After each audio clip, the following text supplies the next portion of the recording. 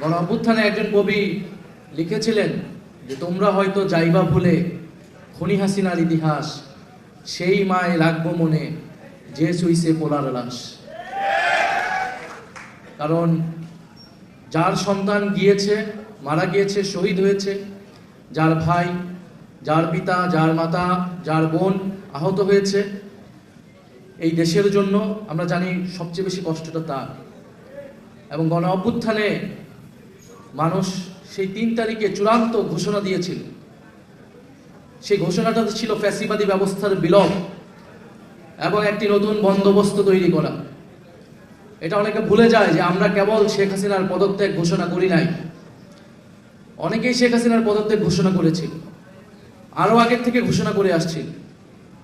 কিন্তু আমাদের ঘোষণাটা ছিল শেখ হাসিনার পতন এবং এই যে ফ্যাসিবাদী ব্যবস্থা, যেই ব্যবস্থার মধ্যে দিয়ে এই গুম, খুন, গণহত্যা এবং অর্থনৈতিক লুটপাট, দুর্নীতি হয়েছে, এই পুরো রাষ্ট্র কাঠামোটার পরিবর্তন, এমন একটা বন্দোবস্ত তৈরি করা যেখানে ফ্যাসিবাদ এবং স্বৈরতন্ত্র, স্বৈরাচার আর কখনোই ফিরে আসতে পারবে না। কিন্তু কারো কারো দাবি ছিল শুধু শেখ হাসিনার পদত্যাগ এবং সেই পদে নিজেদেরকে আসীন করা। আজকে তারা সেই ক্ষমতায় আসীন আছে। ফলে এক দফার আংশিক দাবি অর্জিত হয়েছে, পুরোটা দাবি অর্জিত হয়নি। এবং এই পুরোটা দাবি অর্জিত না হওয়ার পিছনে দুঃখজনকভাবে যারা আমাদের সেই সময় সাথে ছিল তারাই সবচেয়ে বেশি বিরোধিতা করেছে।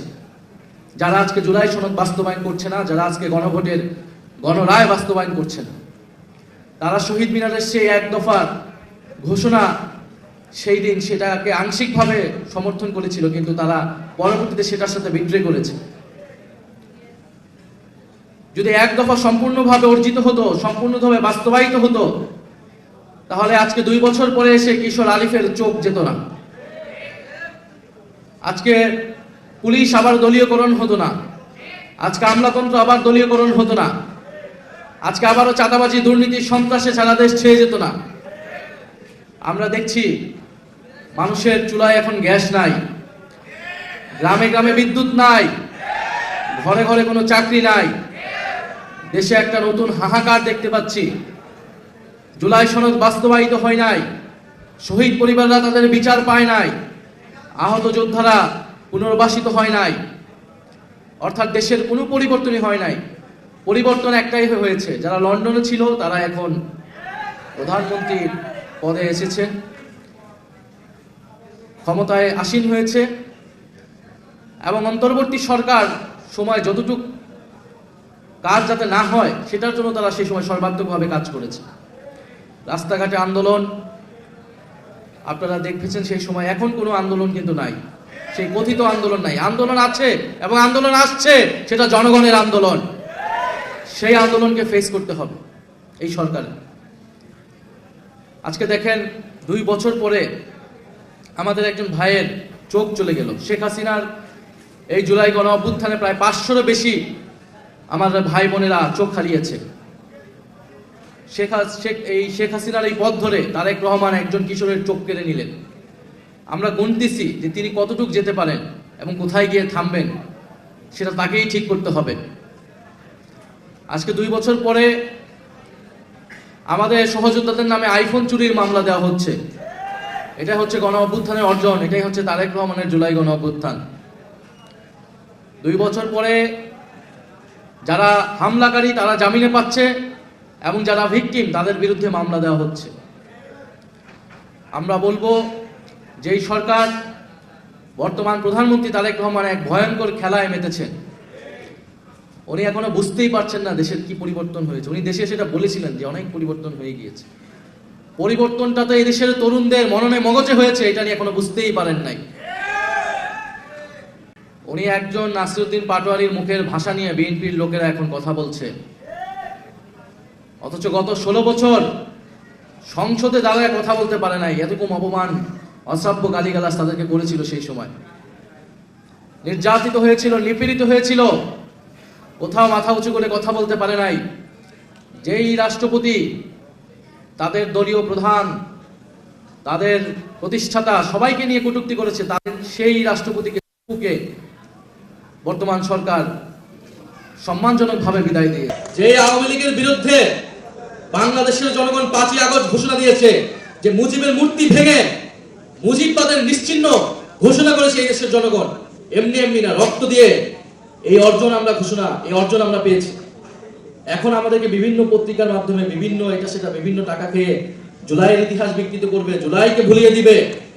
এত সহজ যদি হতো তাহলে তারা কতটুকু করতে পারে সেটা বাংলাদেশের জনগণ দেখে নেবে। আজকে 3রা আগস্ট আমাদের জাতীয় ঐক্যের দিন, আমরা জাতীয় ঐক্য ধরে রাখতে চাই। 3রা আগস্ট বা 5ই আগস্ট মতো জাতীয় ঐক্যের ভিত্তি ছিল শেখ হাসিনার বিতাড়ন।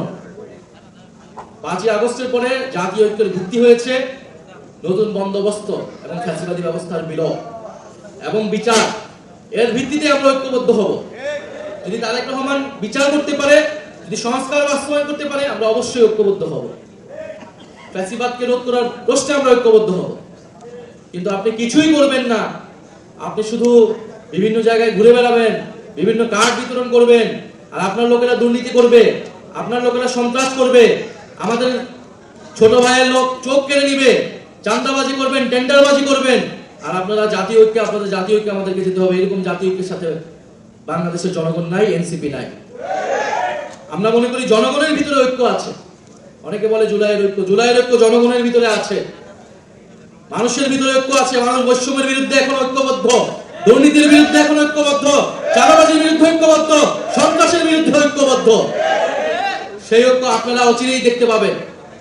সেই ঐক্য আপনাদেরকেও ফেস করতে হবে। যদি আপনারা এখনো সময় আছে, যদি না শুধরান, 5 মাস যদি বলেন সময় দিতে হবে, সময় দিতে আমরা প্রস্তুত আছি। কিন্তু এইভাবে আপনারা যদি সুশাসন দিতে না পারেন তাহলে তো দেশ চালাতে আপনারা পারবেন না।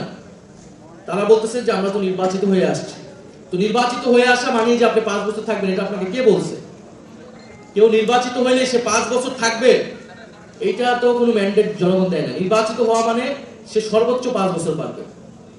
পৃথিবীর বিভিন্ন দেশে প্রধানমন্ত্রীরা পদত্যাগ করে সরে যেতে বাধ্য হয় যদি গুড গভর্নেন্স দিতে না পারে, যদি সুশাসন দিতে না পারে, যদি যে প্রতিশ্রুতি জনগণের কাছে দিয়েছে সেই প্রতিশ্রুতি রক্ষা করতে না পারে।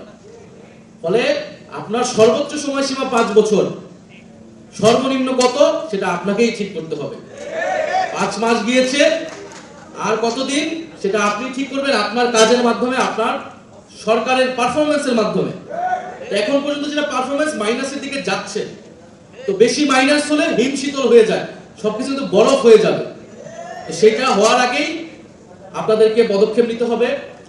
প্রিয় শহীদ পরিবারবৃন্দ, আমি জানি আপনাদের অনেক অভিযোগ আমাদের প্রতি আছে, আহতদের অনেক অভিযোগ আমাদের প্রতি আছে, কিন্তু আমরা সর্বাত্মকভাবে চেষ্টা করে যাচ্ছি। এখনো 5ই আগস্টের পর থেকে আমরা সর্বাত্মকভাবে চেষ্টা করেছি আপনাদের জন্য কাজ করা, এদেশের জন্য কাজ করা, কারণ আমরা বিশ্বাস করি আমরা আপনাদের সন্তান।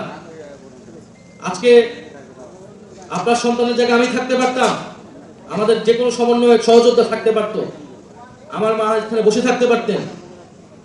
ফলে আপনাদের সেই ব্যথা কিছুটা হলেও আমরা বোঝার চেষ্টা করি। তো আপনারা আমাদের জন্য দোয়া রাখবেন, আমাদেরকে সাহস দিবেন।